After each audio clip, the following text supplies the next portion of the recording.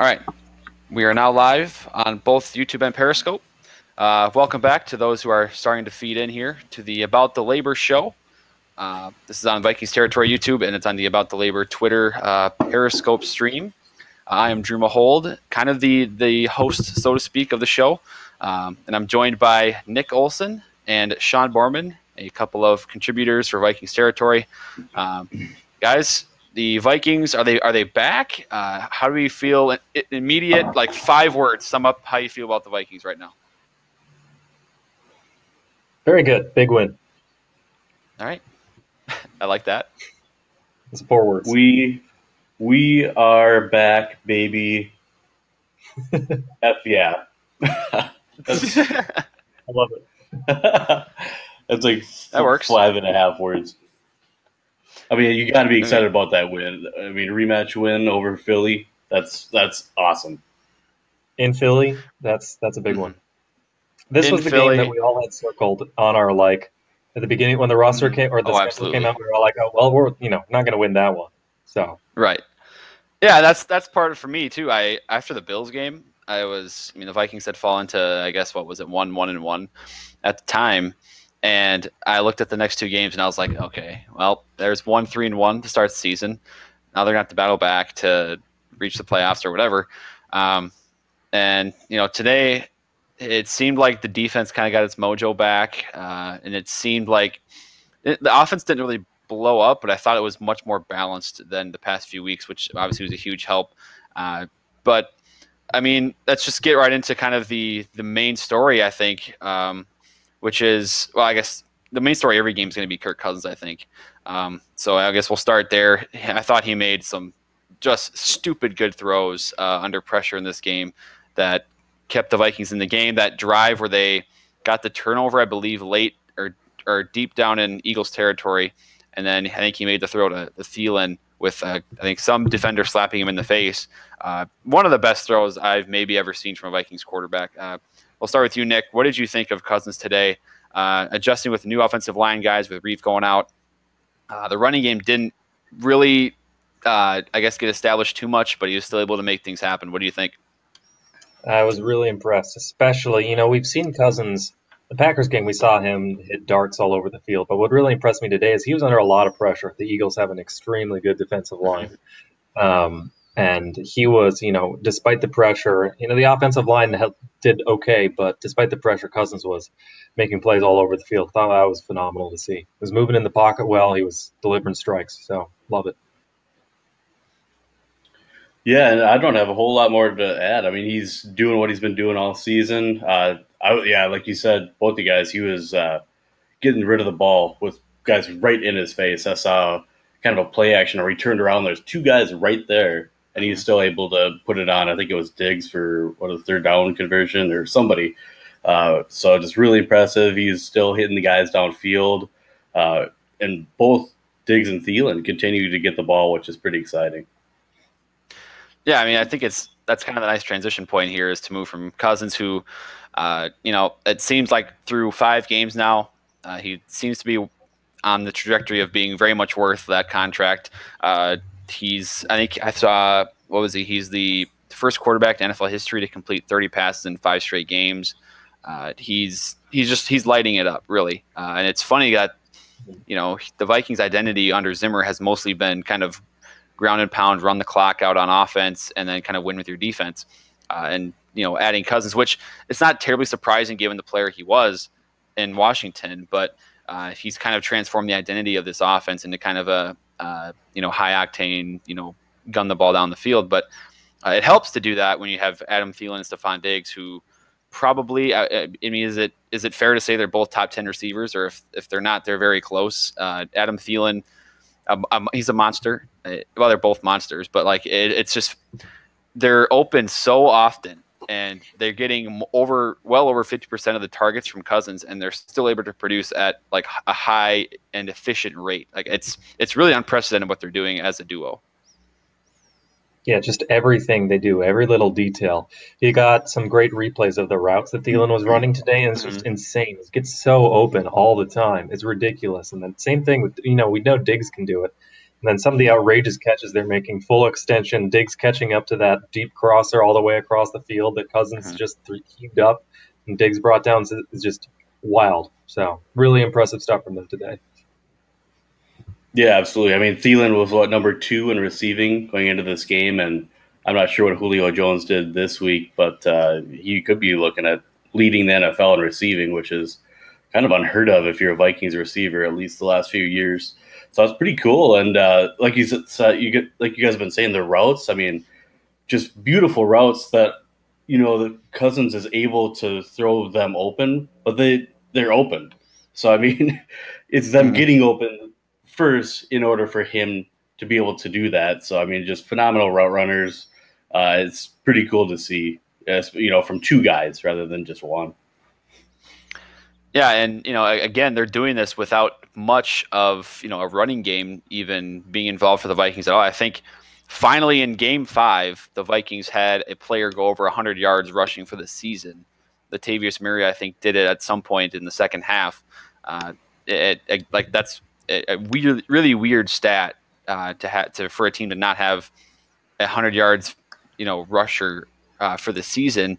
And Latavius Murray is finally the guy to do it. Dalvin Cook's at 98, I believe. But how did you guys feel about the approach of John DeFilippo to kind of get the running game maybe going? It looked like the balance was a little bit better in this game, although the effectiveness and the efficiency, I would say, of the ground game wasn't terrific. But Rock Thomas was involved. Latavius Murray was also involved. Mike Boone a little bit. But what did you guys think of the running game? And do you like that approach going forward? Well, the Eagles just have such a meat grinder of run defense. They're just so good at every single position in the defensive line, and then the linebackers are good too, and the safeties are good too. So it's just so tough to run against them. But so I came away I came in with low expectations, so I came away impressed. I think if you take out the Cousins scrambles, they averaged 4.2 yards per carry, which nothing to write home about. But against the Eagles, I think that's pretty good. So I like what we were doing, and I liked, we had some good outside runs. We had some good zone runs from shotgun, busted a couple big ones up the middle too. So you'd like to see that. So I think that was very helpful. Yeah. Oh man, I'm very happy that they finally committed to the run late in the fourth quarter after they had the lead. They got me worried. I think about 12 minutes left. They had 6 in the box, and they decided to run a play action, and I just did not understand why. Because 6 in the box, run it. You're up in the game, 2-possession game. It was a perfect time to run, but they finally got back to running the ball. Like Drew's kind of mentioned or hit on a couple times, DeFilippo's philosophy is more, pass to open up the run. And I do like that. It's a little bit of a change for me. In fact, it's kind of a big change if you've been watching the Vikings for a while. But I guess it's a lot more exciting. I don't know. What do you guys think? I do like it. It'll just take me a little time to get used to. But what are you guys' thoughts on that? I kind of subscribe to the analytics philosophy, which is, you average seven yards a pass, you average 4 yards a run. You should be passing more often, just based on the expected points added that you get out of there. So I'm all for passing the ball more. But I do think today we ran play action on about 30% of our plays, which is if that was last year, that would over the course of the season that would have been the most in the league. So I think running really helps set that up. It really helps you control the clock, and it helps you win in those short yardage situations, 3rd and 1 goal line situations. So that's big. So I don't mind the mix, but I think before we were doing a little too much. So a return to a bit of a balance is a good thing. Yeah, I mean, and for me, coming into this game, it was why even try to establish the run when with Dalvin Cook out and going up against the number 1 run defense in the NFL? I was just Cousins has been able to sling it in the past, the past few weeks without a running game. Why not just let him sling it again?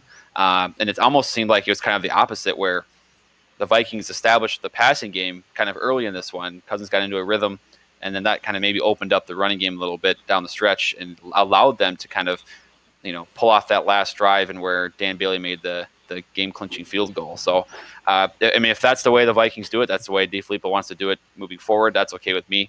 It'll be a lot easier when Dalvin Cook is healthy.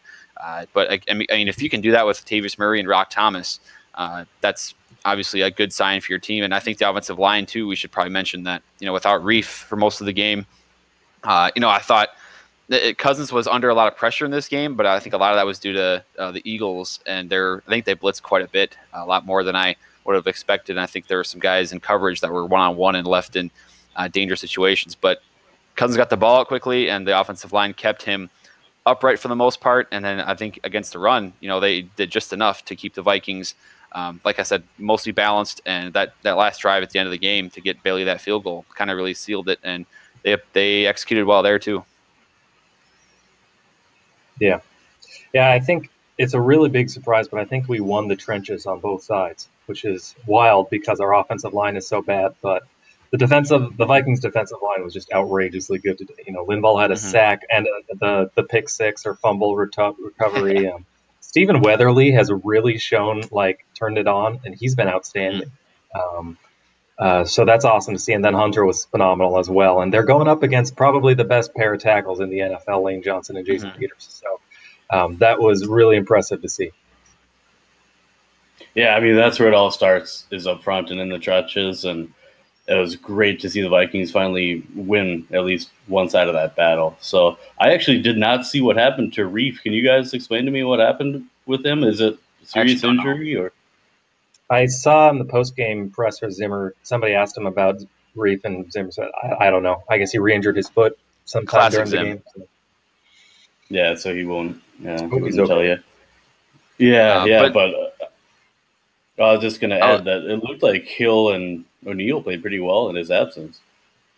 Right. Yeah, I mean, I thought I was a little scared about the whole, it looked like Rashad Hill struggled earlier in the game on the right side.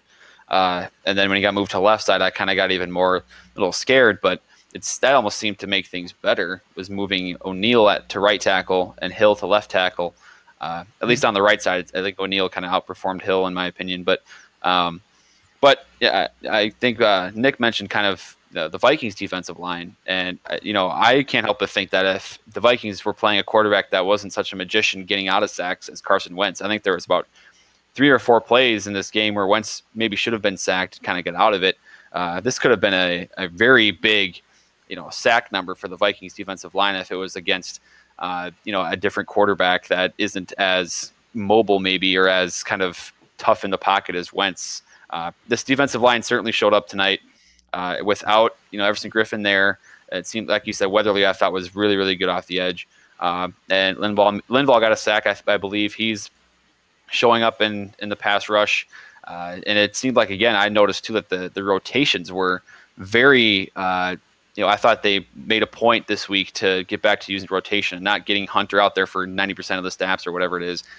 You saw a lot of Jaleel Johnson, Tom Johnson, Jalen Holmes, even with only 2 active, or I guess 3 if you want to count Holmes' defensive end, but only 2 active defensive ends. They're still getting the rotation in there, and the Vikings were able to make it work. Yeah, it was good interesting. Yeah, interesting. I didn't see that rotation much, so it's cool that you noticed that. I think that's really going to benefit guys like Linval, who obviously had a huge game today. Well, I know one of the drives the Vikings, one of the Eagles' drives, is they started, I think, way deep in their own territory, but the starting line, the defensive line was Weatherly, Johnson, and Holmes. Weatherly, Johnson, and Holmes. Yeah, that was the 4 to start that drive for the defensive line. They kept out Linval, they kept out Richardson, they kept out Hunter, which to me, again, that just tells me that they're emphasizing getting that rotation there. And I think part of it may have been the weather because it was like 80-something and really humid in Philly today. So that could have been part of it, trying to keep guys, not only hydrated, but under, not fatigued. And I'm sure Linval had to take a couple series off after that touchdown run. But, I mean, that guy, by the way, Linval Joseph is 330 pounds. He was moving like – that was the fastest I've ever seen a guy that big run. He was on the move. I don't think he. I was waiting for like Nelson Aguilar or some Eagles running back or receiver to catch up and make it interesting. Didn't see one in sight. So I got to give credit where it's due there. But defensive line, I think I would say back. The pass rush is back. They halted the run for the most part. Big performance from the defensive line today. Yeah. And one thing I kind of want to mention while we're mentioning the defense is a lot of people were clamoring to see the 3 safety look all year. And, Eagles used a lot of 2 tight end sets, and we responded by finally going to the big nickel. We brought in J-Ron Curse a lot, deal with Dallas Goedert, Zach Ertz, and then we saw Iloka get his first snaps on the defense too. So that was pretty, and I think it worked really well. So I think we might see more of that going forward because that was a really great response to the Eagles are very good, have very good tight ends. So like seeing that. Yeah, I'm absolutely with you there, Nick. It was good to see Iloka finally get a few snaps, and I got to admit that Barr looked much better today, as well as Kendricks. I think they finally showed up, and what a great block, I think, by Anthony Barr on that Linval Joseph touchdown, or at least he tried. So that was good to see. Yeah, secondary was better in general. But, Mackenzie Alexander had a couple of mistakes, some mix-up in like the banjo or zone coverage or something. But I feel bad for Mike Hughes because he ended up giving up a touchdown, and then he also gave up that big long touchdown. But neither of them were like, there's like nothing he could have done. Like he played those plays as well as he could, and he was on the Ertz touchdown, he's just outsized, and then on the long touchdown, the other guy was just in better position for where the ball came in. So, but I thought overall Hughes looked good, even if his numbers won't say it. So. And then Rhodes was pretty. I feel like Rhodes locked down Jeffrey for most of the game. Jeffrey had a couple big receptions, but this was not the same coverage team that we saw earlier this year. So I felt like with Jeffrey, it was one of those where when he was targeted, he was making the catch, but Wentz wasn't really looking to Jeffrey that often for a guy of Jeffrey's kind of caliber, where it seems like that's kind of a guy you'd go to often in the game. But I would have to look at it more closely to see exactly how that battle turned out. But I want to touch on J-Ron Curse a little bit, and I guess Iloka too kind of would fall into this. But it seemed like when either of those two guys were covering Ertz and or Goddard, it seemed like it was either a tight window for Wentz to throw in, or they just weren't open. It seemed like a lot of Ertz is going to have big numbers from this game. A lot of that because of that final drive where the Vikings were in extreme prevent defense, and Ertz just kind of got open underneath, but and then that touchdown over for Ertz over a guy that's a foot taller than him. But I thought the Vikings handled the tight ends pretty well in this game, and a lot of that is due to that big nickel that you mentioned. That with Curse and Iloka, you can get creative with that, and if there's that, if you want to do the same thing with like Jimmy Graham moving forward in the Packers game, you have that option, and I think that's something different that the Vikings may not have had the past few years. Yeah, it's a great look because you're not sacrificing a lot in the run game since they're both big safeties. They're 6'4", 230-some pounds, I think. So those guys can play the run. They definitely can. But at the same time, match up against a tight end man coverage, they can do that too. They're both, I think 6'4" is the tallest defensive back in the NFL. So we've got 2 of the tallest defensive backs in the NFL. So they're pretty nifty weapons to use on the defense. So I like seeing that. Mm-hmm.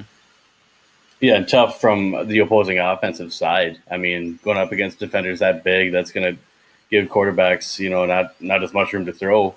And they really match up well against guys like Drew said, guys like Jimmy Graham and stuff that are in the division. So I liked seeing it. I hope we see more of it. Curse has been good. Like I kind of worry about him in man coverage just because his athletic testing scores like you wouldn't think he'd be a good like man corner just because he doesn't his hips are a little tight, he doesn't move very fluidly in coverage, but he's been blanketing guys all season, so I've been impressed. Hasn't been perfect, but for a safety converting into a slot corner, he's been great. So Nick, I wanted to ask you about this. Well, not that Sean can't give an answer here obviously, but Nick, you're kind of a numbers guy here. The 2-point attempt and the successful attempt from Doug Peterson, this is after they had scored to bring it within, I think they were down 8 at the time. An extra point would have made it a 7-point game, 20-13. But instead he went for 2 and got it to make it 20-14. I guess either one of you, we'll start with Nick, but then Sean, you can answer too. What do you think Doug was thinking going forward here? Because that's not something that you usually see in that situation. I think the logic there is we're going to get the ball one more time, and they're going to have a drive, we're going to have a drive. And so if we go for 2 and we get it, that means we don't tie. We automatically win because we have the 1-point advantage. If we don't get it, then we have a chance to get it again. So it's kind of like a game theory thing. Like 50% chance we are in a situation where we win it, and 50% chance that we have a 50% chance to tie it back up. So that's, I think, the logic there. Yeah, I don't know. Don't really care. Just because I wasn't the Vikings. Not that I'm saying that wasn't a good explanation, but I mean, very happy we won in Philadelphia, and I could care less what they do. All right, fair enough, Sean. That's probably the right answer. I was at the NFC Championship game. I had beer thrown at me, so this was a very satisfying win. Oh, that's very awesome. sorry, Nick. It was an experience. We'll see now. Now, I mean, if anybody wants to bring up this game, or any the Eagles fans want to bring anything up, you just say 23-21, right? You can just give them that, and that's all good. What was your guys? While we're talking game strategy, what were you guys' thoughts on that extreme prevent defense where we were just giving up like 20-yard completion after 20-yard completion? I mean, that felt a little old school to me. I was like okay with it as long as things were kept in bounds because the clock was running, but then it got to the point where it was like there was like a good 15-20 yards of cushion on everybody, and that was extreme. Like I'd be good with like 8 to 10 yards of cushion, at least challenge the route, but keep everything in bounds. I think the line was crossed as to it being too extreme, I think. Yeah, it was like Hail Mary defense every play. I feel the same exact way. It was just a little too much, but I mean, why is it that it feels like only we run that type of defense? I mean, other teams do it too, but it's like not nearly as leaky.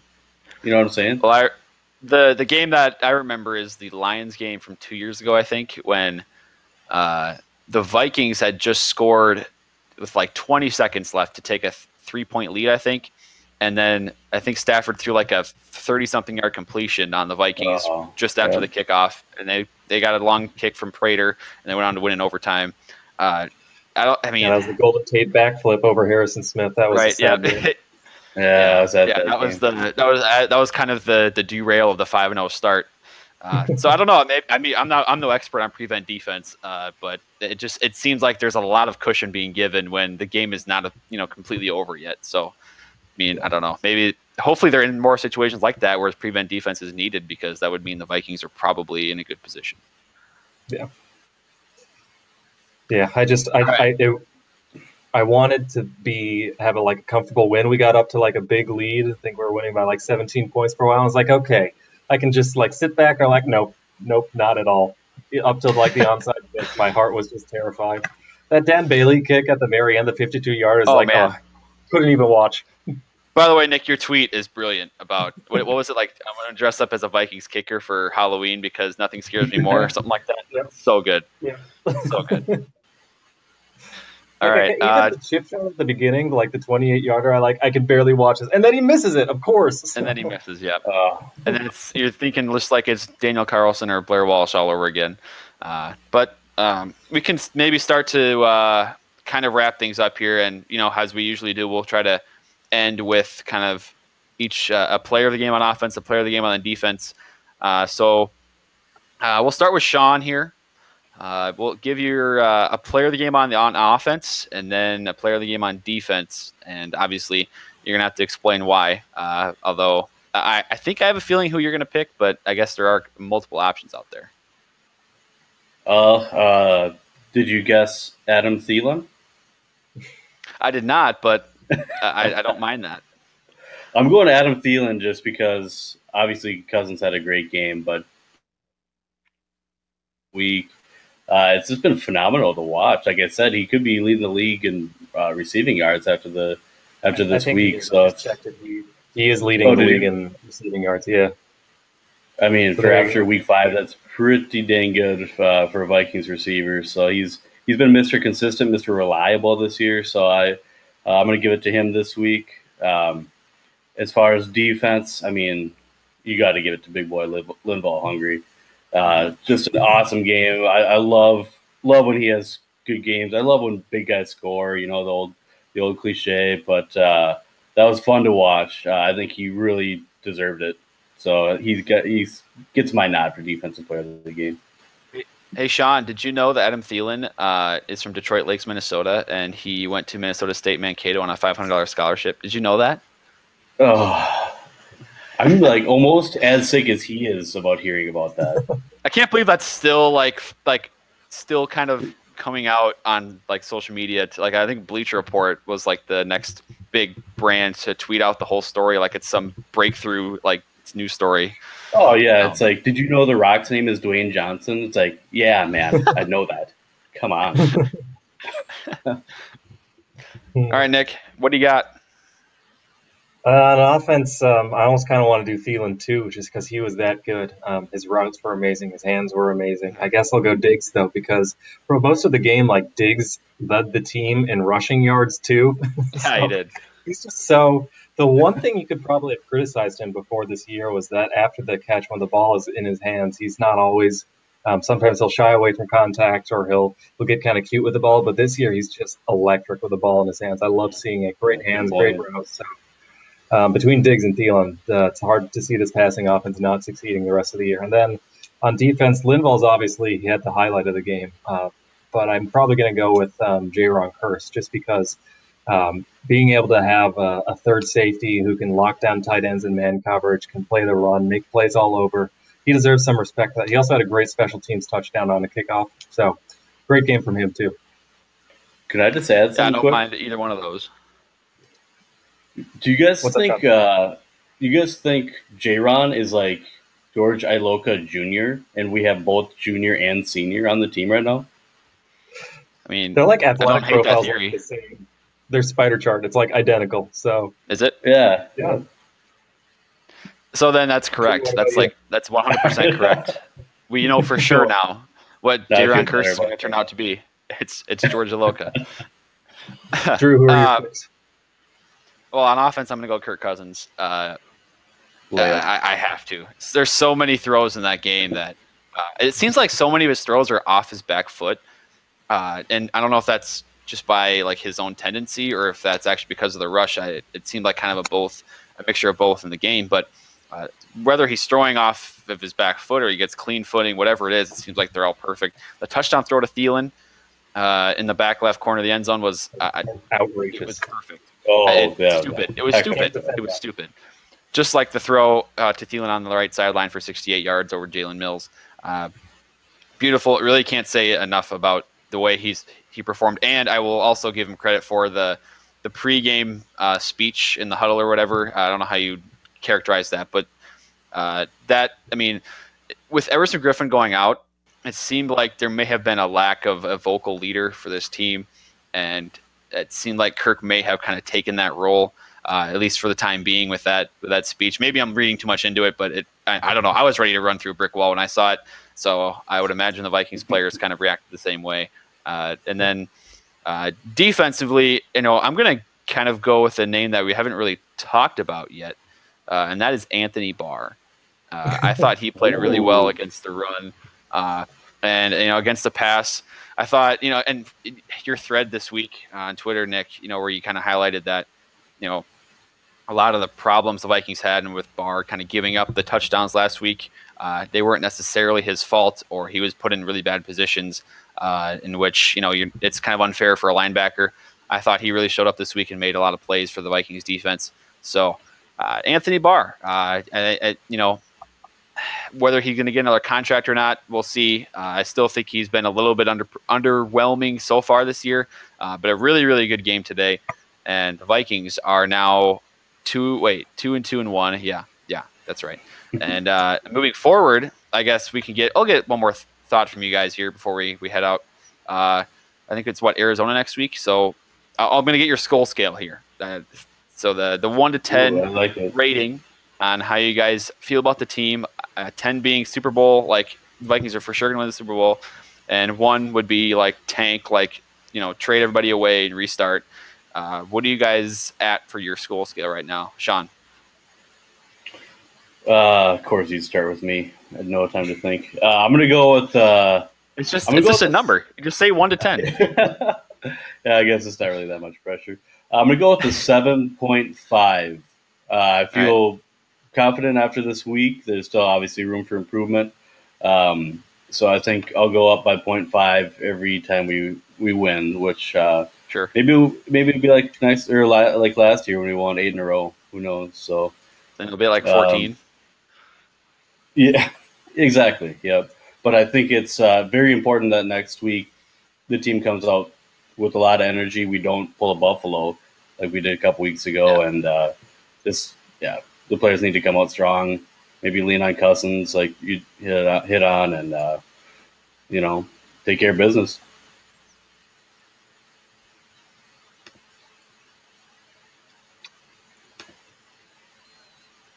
How about you, What do you Nick? got for your skull scale? I'd probably go like an 8. This is a huge win in Philly against a very good Eagles team that just won the Super Bowl, so that's huge. And I thought Zimmer had summed it up well, and he was like, "That defense looks a lot more familiar to me than the one we've been seeing the past few weeks." So I think the defense is finding its groove again. We're going to bounce back. We got the Cardinals at home next week before going to the Jets, so that's the tough part of the schedule between the Rams and the Eagles, that's done. And we came out of it without a losing record. So I'm feeling pretty optimistic. Good point. Yeah, I like that. My skull scale will be revealed this week on VikingsTerritory.com. How about that for a tease, huh? How about that? Super huge tease. How about that for a tease? I actually don't even know what my skull scale is yet. I got to run the numbers in my my device, I'll call it. But that about sums up the show. The About the Labor post-game show on Vikings Territory's YouTube page and the About the Labor Twitter Periscope page. Make sure to tune in next week after the Vikings improve to over 500 once again this year against the Arizona Cardinals, right? I really probably shouldn't be proclaiming a win already. That will not, especially after the Bills. Do not do that. I really hope that doesn't come back to bite me. But as always, subscribe to the Vikings Territory YouTube page. And we will see all of you next week.